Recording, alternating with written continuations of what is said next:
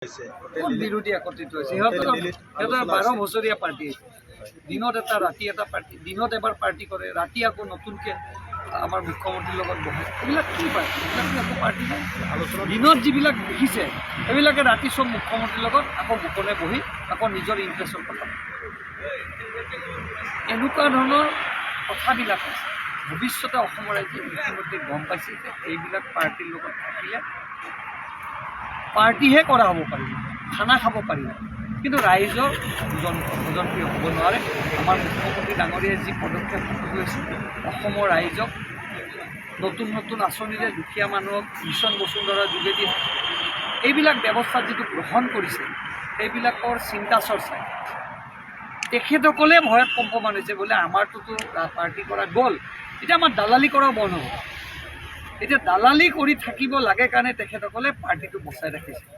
এই পঞ্চায়তৰ নিৰ্বাচনত ভূপেন বৰাই টিকেটৰ দাম দৰ হ'ল কংগ্ৰেছ দল 5 লাখ 3 লাখ এইবিলাক দাম দৰ কৰিব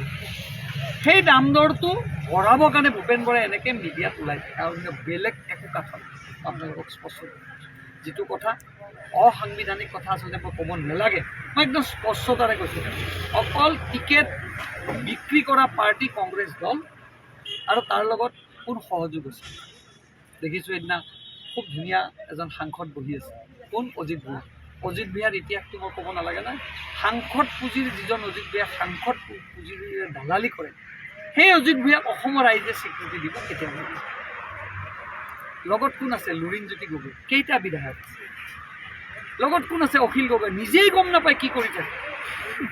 এইমাত্ৰ এটা কথা কয় আকৌ এঘণ্টা পিছত এটা কথা স্থিতি নোহোৱা এজন বিধায়ক সেইকাৰণে এইবিলাক মানুহে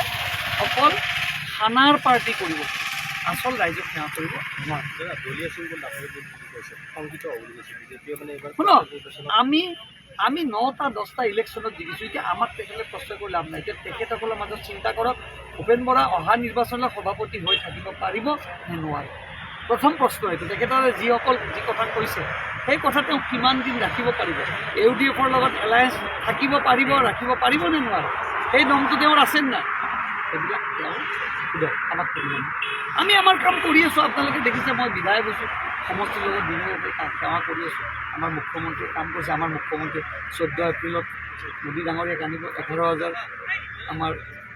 বিহু আঁচনি আহিব আপোনালোকে ওলাব নতুন এতিয়া আঁচনি আহি আছে এইবিলাক আঁচনি আপোনালোকে দেখিবই মিছন বসুন্ধৰা 2 অৰুণোদয় 2 3 এনেকৈ ওলাব